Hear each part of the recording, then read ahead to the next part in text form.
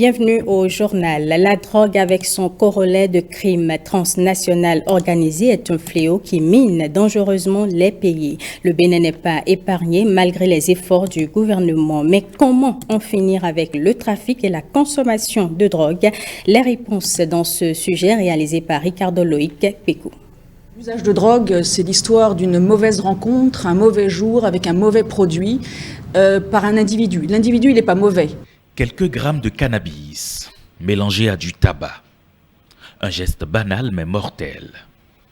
La recherche du plaisir en constitue une des causes. On a tous un circuit de la récompense. C'est-à-dire que quand on fait quelque chose, si c'est bien, on a envie de le recommencer. Dans le mésusage des drogues, ce qui se passe, c'est que ce circuit dérègle un peu. Et nous disons souvent aux jeunes qu'il y a du plaisir dans la drogue, mais ce plaisir-là est un plaisir mortel. Tramadol, kétamine, codéine. La liste des substances en circulation est longue et les conséquences sur la santé sont énormes. Et donc finalement là on a des conséquences de la santé de la pauvreté. On ne s'en rend pas compte mais elles sont énormes. On n'accède pas aux soins comme on veut. On va attraper le VIH, on va attraper l'hépatite C. Ça c'est typique ou en tout cas très caractéristique des usagers de drogue qui consomment par la voie intraveineuse. L'hépatite C. Pas grand monde connaît l'hépatite C et pourtant c'est une maladie qui ravage le foie. Mais il va y avoir de la tuberculose. Donc, les conséquences sur la santé, ça peut être la gale, on ne se rend pas compte, mais c'est une maladie de la peau qui fait des dégâts. Le chemin de la guérison est parfois long, avec un potentiel risque de récidive pour les toxicomanes. C'est pourquoi dans la lutte engagée contre ce fléau, il faut insister sur la prévention. Il y a 3 types de prévention, primaire, secondaire, tertiaire. Le pilier principal, c'est la prévention primaire. Et donc pour ça, il faut sensibiliser, informer. Et toute lutte qui ne met pas l'accent sur l'être humain, toute lutte qui ne met pas l'accent sur l'individu est une lutte vouée à l'échec. La prise en charge des usagers, la prévention devront occuper les grandes places et la répression doit avoir la plus petite part. Face à l'augmentation de la consommation de ce produit, les pouvoirs publics et la société doivent davantage réfléchir aux stratégies à mettre en place. Nous rappelons à nos dirigeants, nous rappelons à nos États que c'est des êtres humains qui ont droit à la vie et qu'on doit protéger eux aussi leurs droits, comme on doit protéger les droits de tous les membres de la société. Premier acteur, c'est la famille. On doit pouvoir jouer notre partition pour dire nous devons éduquer nos enfants. La collectivité doit pouvoir jouer. Les centres d'éducation, les enseignants. Un enseignant qui vient et quand il parle 45 minutes, sort et il fait comme ça. Et il appuie et vient dire, on était où là? On était à quel niveau? Un enfant finira par fumer comme ça. Arrêter de consommer du cannabis et autres substances toxiques, c'est sauver sa vie. Si le cannabis, l'héroïne, la cocaïne et les amphétamines considérées comme des drogues ont des effets néfastes sur l'organisme, voici une combinaison qui, vous allez le voir, peut être fatale. La consommation de la bière après une activité sportive est une pratique dangereuse à bannir des habitudes. Des médecins donnent l'alerte dans ce reportage de Marlène Kassa, Génial Afouda et Wenceslas Aroyman. Le sport et la bière, une alliance mitigée. L'un connu pour ses avantages pour le corps humain, l'autre pour être un allié de plaisir. Le sport apporte beaucoup de choses à l'organisme, dans le sens que ça élimine les toxines engrangées dans le corps. Se gaver de bière après la salle de gym n'est pas une pratique recommandée. De façon générale, on dit une petite bière après le sport ne fait pas de mal. Mais pris en excès, malheureusement, ça commence par avoir des effets négatifs sur certains autres organes que sont le foie, qui commence par être dépassé par l'activité pour métaboliser l'alcool.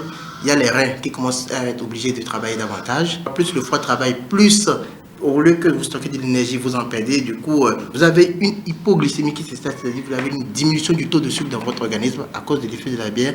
Et à côté de ça, qui parle d'hypoglycémie parlera de vertiges qui vont commencer par s'installer et tous les corollaires qui vont avec ce qu'on appelle les troubles de la conscience. Pour bénéficier des nombreux avantages du sport, le choix des boissons après l'effort physique doit être méticuleux. Les potassiums apportés qui sont contenus dans la bière vont avoir un effet diurétique, c'est-à-dire on va beaucoup plus éliminer au travers des urines.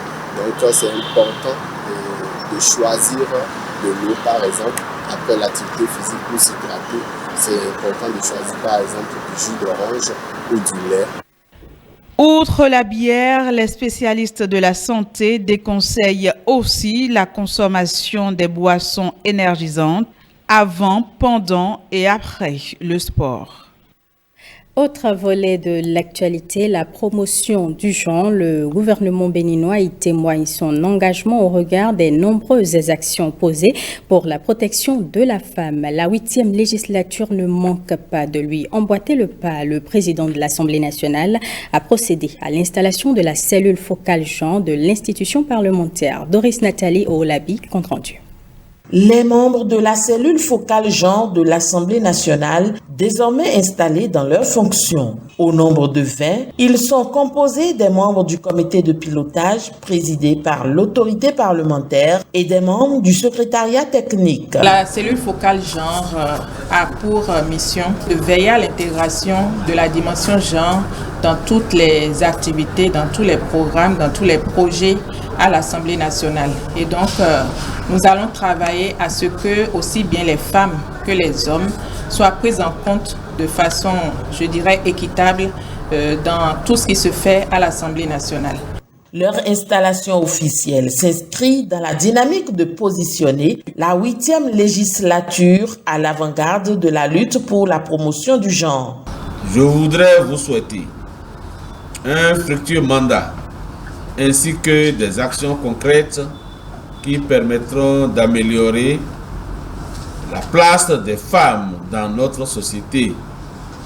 C'est une prouesse qui est à notre portée et à laquelle je voudrais vous engager. Il y aura certainement d'autres rendez-vous entre l'Institut national de la femme et cette cellule genre pour qu'on travaille ensemble aux ajustements que certaines situations requièrent, à des réformes, au renforcement de la mise en œuvre des lois déjà bien solides qui existent.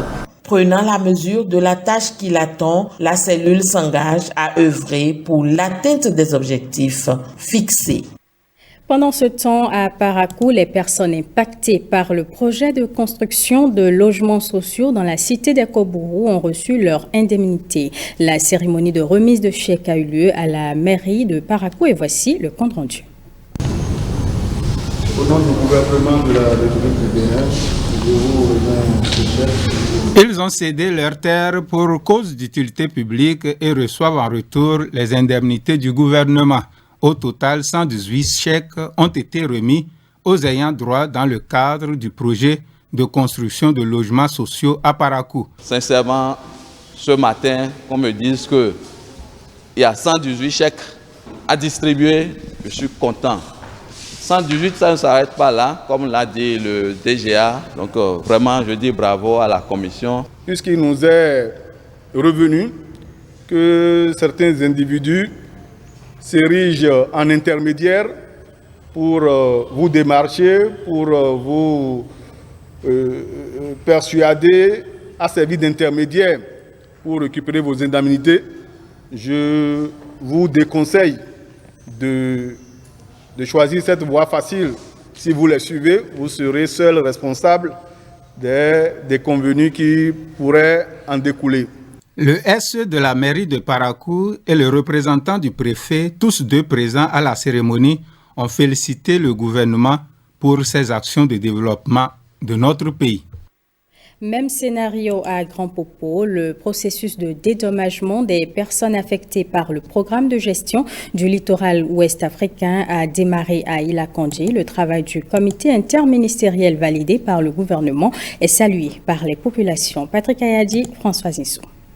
Le sourire est revenu sur les visages ici à Ilakoundji, frontière Bénin-Togo, invité à libérer la zone côtière dans le cadre de la mise en œuvre du volet régional du projet d'investissement de résilience des zones côtières en Afrique de l'Ouest. L'argent qu'on nous a proposé, ça dépasse un peu de nos ententes. Je remercie le gouvernement et je remercie le président, M. Patrice Talon. Le gouvernement peut toutefois nous dire, parce que c'est son domaine, il peut nous dire de quitter là. On n'a rien à dire. Mais il nous a dédommagé avec, qui m'a beaucoup, moi, surtout moi, ça m'a intéressé. Et ça m'a plu. Et je tiens à remercier le gouvernement, et surtout notre président Patrice Talon. Ce qu'on nous a proposé, on l'a reçu à cœur ouvert. C'est très bon. On remercie le haut jusqu'en bas pour ce qu'ils ont entrepris pour nous satisfaire. Le gouvernement de Patrice Talon a déboursé 614 millions de francs CFA pour accompagner les papes en ce qui concerne leur relogement. Dans les dossiers que nous avons reçus également leur numéro IFU et RIB. Et il y a l'audience foraine d'homologation des procès verbaux. Et donc ça ira très vite. D'ici juillet, au plus tard, ces fonds concernant chaque PAP seront virés et dans leur compte qu'ils ont communiqué dans leur dossier. Et donc, dès lors que les fonds seront reçus, qu'ils aient l'aimabilité de vider les lieux pour permettre à l'entreprise de faire les travaux normalement. Vous saurez que ce qui se passe ici est inédit. Inédit non seulement par la rapidité du processus, inédit non seulement aussi par la qualité d'accord de ce qui est revenu à chacun par rapport aux montants qui sont payés et à l'allure hautement sociale de ce qui se fait ici. À l'endroit de ces PAP, que leur qualité de vie, à partir de cette annonce, s'améliore sensiblement pour que le gouvernement sache que oui, il a pris un risque, mais que ce risque va rejaillir forcément sur le niveau de développement de la communauté et de la nation tout entière. Pour rappel, le Bénin et le Togo partagent un littoral long de 180 km. Ces côtes qui font objet d'une érosion pouvant atteindre 12 à 30 mètres par an au point critique d'une dégradation des écosystèmes et d'inondations récurrentes. WACA, le programme de gestion du littoral ouest africain, a été élaboré pour apporter une réponse collective à ce besoin urgent.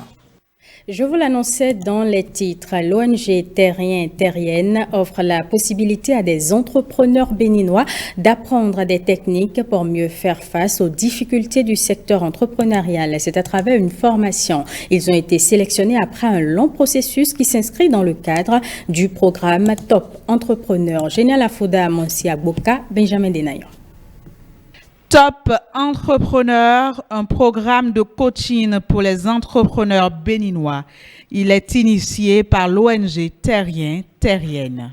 Le programme Top Entrepreneur est un programme qui a été lancé pour permettre d'accompagner les aspirants entrepreneurs et les entrepreneurs déjà en activité dans la conduite de leur activité afin de régler un certain nombre de problèmes, comment bien rédiger son projet et comment trouver les bons financements et comment également être le bon entrepreneur. Beaucoup de jeunes ont à l'idée d'entreprendre, mais il leur manque certains moyens qui sont parfois des moyens logistiques, mais aussi qui ne comprennent pas très bien leur projet et qui ne savent pas comment la structurer.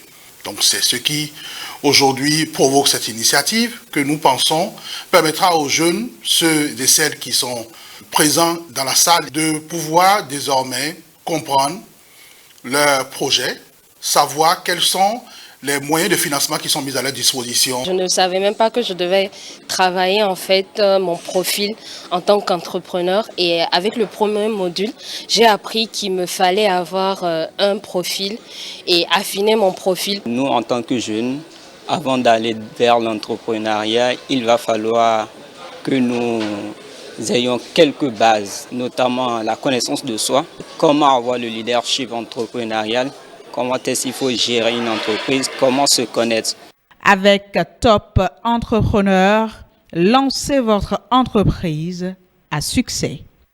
Intéressons-nous à présent à cet événement qui met en lumière des entrepreneurs. L'Institut de beauté Regard d'Amour a organisé la nuit des joailliers, une initiative pour mettre en lumière les accessoires fabriqués à l'aide des perles. Le compte rendu de Blaise Adanko, Jennifer Sachivi et Daniel Ada.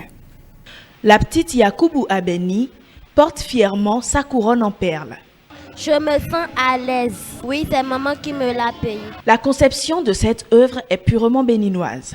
Et c'est ce que met en lumière la Nuit des joailliers. L'initiative porte la marque d'une spécialiste du domaine de fabrication d'objets en perles, Catherine Tomenou. De mémoire d'homme, les perles invoquent la richesse et l'opulence au temps de nos ancêtres. Et seuls les rois et les reines et quelques notables ont le privilège de porter les perles. Le roi est d'ailleurs appelé Djehosu. Et même si de nos jours, les dirigeants ne sont plus les seuls à avoir le privilège de porter les perles, sa valeur n'a pas diminué d'un seul pouce. La soirée est riche en couleurs. Les acteurs du monde de l'artisanat, mais aussi les décideurs politiques, viennent découvrir, grâce à l'exposition, les différentes variétés et surtout le savoir-faire des hommes et femmes béninois. Donc c'est un métier qu'on doit accompagner. En ce qui nous concerne au niveau de l'Union des chambres de métiers, pour notre rôle de promotion du secteur de l'artisanat, c'est une raison encore d'être aux côtés de Madame Aguia. La première édition de la Nuit des joailliers, c'est aussi des distinctions à diverses personnes. Je pense que les prochaines fois, au nom de tous ceux qui sont ici, au nom du gouvernement, je prends l'engagement de toujours vous accompagner quand vous aurez une activité pareille. Des assurances qui tombent au bon moment pour la deuxième édition de la Nuit des joailliers en 2023. Exposition d'œuvres d'art à l'ambassade de France au Bénin. Il s'agit de la collection privée du ministre de l'Énergie, Dona Jean-Claude Ossou. L'objectif de l'événement est de contribuer à révéler les talents béninois. Jennifer Sachivi, Michel Ebé. Des échanges de poignées de main. Expression évidente d'une satisfaction face à une initiative aussi noble qu'inhabituelle. L'exposition de la collection privée d'œuvres d'art du ministre de l'Énergie, Dona Jean-Claude Ossou, avec la collaboration et l'appui de l'ambassadeur de France près le Bénin. Ici, il est avant tout question de mettre en lumière le génie créateur du Béninois. Notre objectif, c'est d'apporter le coup de pouce qui peut révéler ces jeunes talents dont le Bénin regorge. Et en cette année particulière de retour des œuvres, je crois que la célébration doit continuer à travers les révélations de nos talents, de nos jeunes talents qui sont prometteurs. Le ministre Jean-Claude Ossou, nous avions appris qu'il collectionnait depuis longtemps un certain nombre d'œuvres, qu'ils avaient du flair et qu'ils sentaient quels étaient les artistes en devenir. Et que finalement, au fil des années, il s'était constitué une assez belle collection. Et donc, on s'est dit, pourquoi pas, un soir, faire une exposition des plus belles œuvres de leur collection. Sébastien Boko, Wabi Dossou et Éric Rediblet, à travers leurs œuvres, ont su conquérir le cœur des initiateurs de l'exposition et leurs invités. Contribuer à leur essor est une manière de soutenir le gouvernement dans sa dynamique de révéler le Bénin. Je voudrais vous remercier chacun de vous et vous dire d'aller dans les ateliers, les artistes, mais pas seulement, d'aller à la Galerie nationale. Faites vivre ce marché au-delà de l'esthétisme. C'est un vrai placement, c'est une vraie économie. Place ensuite à la visite des œuvres exposées. L'émerveillement est au rendez-vous face à ces œuvres qui racontent le Bénin. Et puis, plusieurs personnalités ont visité cette exposition de la collection privée d'œuvres d'art du ministre Dona Jean-Claude Ossou. Une occasion pour elle de redécouvrir les talents béninois. On les suit au micro de Jennifer Sachivi. L'art a besoin d'être exposé. Pour exposer l'art, il faut qu'il y ait des rencontres du genre avec des médias, des organes de presse pour pouvoir en parler. Et c'est ainsi qu'on peut faire découvrir au-delà des frontières les talents béninois. Moi, je pense que ces initiatives-là, il faut non seulement les renforcer, mais il faut y mettre davantage de moyens pour soutenir les artistes parce que franchement, les talents au Bénin, il y en a énormément et c'est vraiment de très très grands talents. Le Bénin n'est pas seul à valoriser le travail de ces artistes et ça permet au grand public, ça permet aux connaisseurs, ça permet aux personnes qui sont passionnées d'art contemporain, de culture et d'art en général, de pouvoir venir admirer et surtout acheter les œuvres de nos artistes parce qu'ils ont besoin d'être exposés, ils ont besoin d'être vus, d'être admirés. Et les 3 artistes qui sont présentés ici, parmi eux, il y en a un qui est présent à la présidence, Sébastien Bocor. Il y en a 2 autres qui sont de vraies révélations et il est très heureux que le secteur privé prenne le relais de ce que l'État impulse pour que ce soit l'ensemble du territoire qui puisse être au diapason de cette révélation du Bénin par les arts et la culture. Lorsque le pays décide de se révéler et que les conditions sont remplies, les artistes excellent. Et c'est ce que je retiens moi, que maintenant ce pays est devenu un espace où la créativité peut s'exprimer dans toutes ses dimensions. Et là on est dans les arts plastiques, on est dans la sculpture et je ressens une légitime fierté. Et ces gens-là peuvent être, comme on dit, de bons ambassadeurs pour notre pays. Célébration de la fête de la musique, c'était samedi dernier. Un concert a été organisé par le gouvernement. Retour sur les temps forts avec Nicanor Kovi.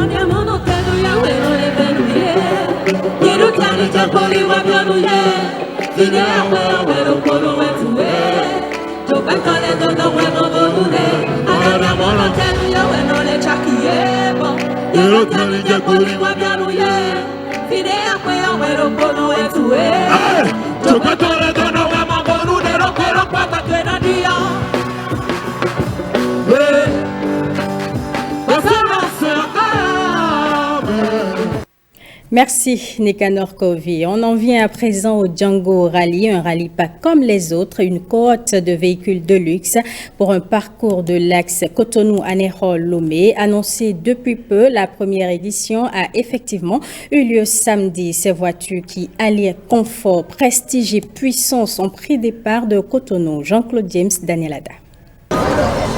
Dans la cour de cet hôtel, le parking est l'objet de toutes les attentions à quelques minutes du voyage touristique baptisé Django Rally. Ici, les véhicules de luxe offre le spectacle et alimente les débats. On est très contents et tous ces véhicules, vous allez voir une démonstration de Cotonou jusqu'à Lomé, Escala Neho. Donc on vous remercie beaucoup d'avoir fait confiance à Django Rally et je pense que cet événement, c'est l'une des premières au Bénin et ça va se continuer comme ça l'année prochaine. Faites les efforts d'être nombreux à participer. Pour ce voyage passionnant, chaque participant a sorti le grand jeu. Je pense que des événements comme ça, il n'y en a pas beaucoup et qu'à chaque instant que c'est Rally Django, il faut être sur la plateforme. Je roule aujourd'hui avec mon Slingshot 2021, c'est une Polaris.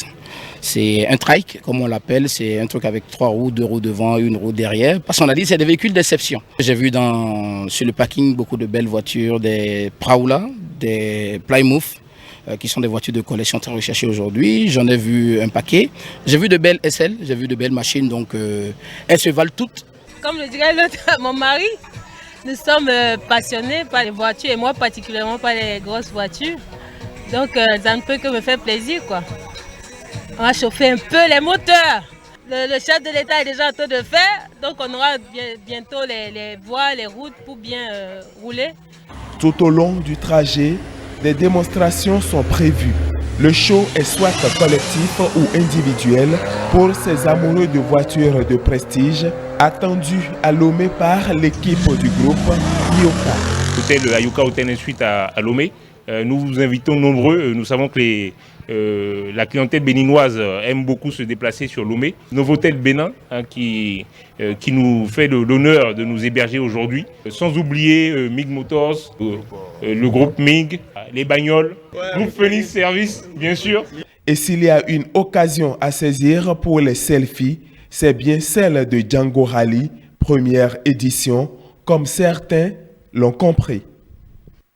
À présent, les échos du web. Cette semaine, la toile a regretté le décès tragique du web humoriste béninois Félicien Mainfond. Pendant ce temps, Amazon, cette entreprise américaine, a présenté une technologie pouvant permettre aux vivants de discuter avec les morts. Comment est-ce possible? Stanislas Limpon, Patrice Ronnier.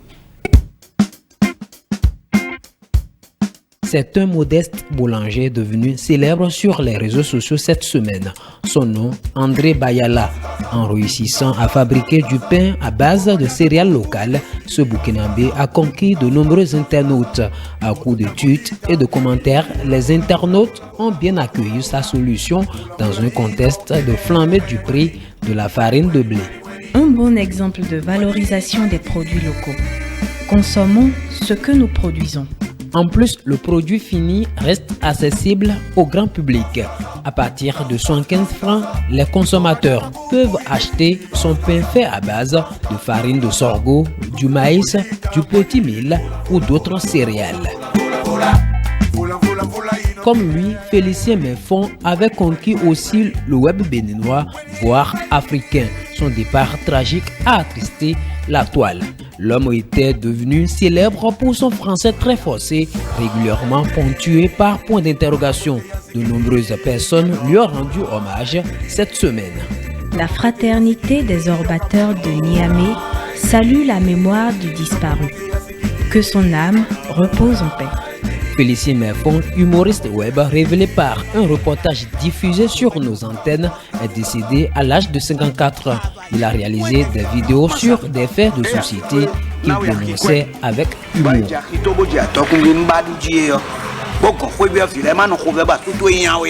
Pendant ce temps, Kabilam est devenu le TikToker le plus suivi au monde. Avec plus de 142 millions d'abonnés sur le célèbre réseau social chinois, le jeune homme d'origine sénégalaise est désormais seul sur son trône. Nommé juré au dernier festival de Cannes, le TikToker sénégalais ambitionne de se lancer dans le cinéma. Enfin, peut-être les prochains mois, on pourra encore discuter avec le défunt web humoriste béninois. Amazon, cette entreprise américaine, a présenté une technologie capable d'imiter la voix d'une personne morte. Sur la base d'une simple synthèse des enregistrements audio du défunt, la machine pourrait répondre à plusieurs questions en adoptant la voix humaine souhaitée. Fin de ce journal et merci à tous de l'avoir suivi.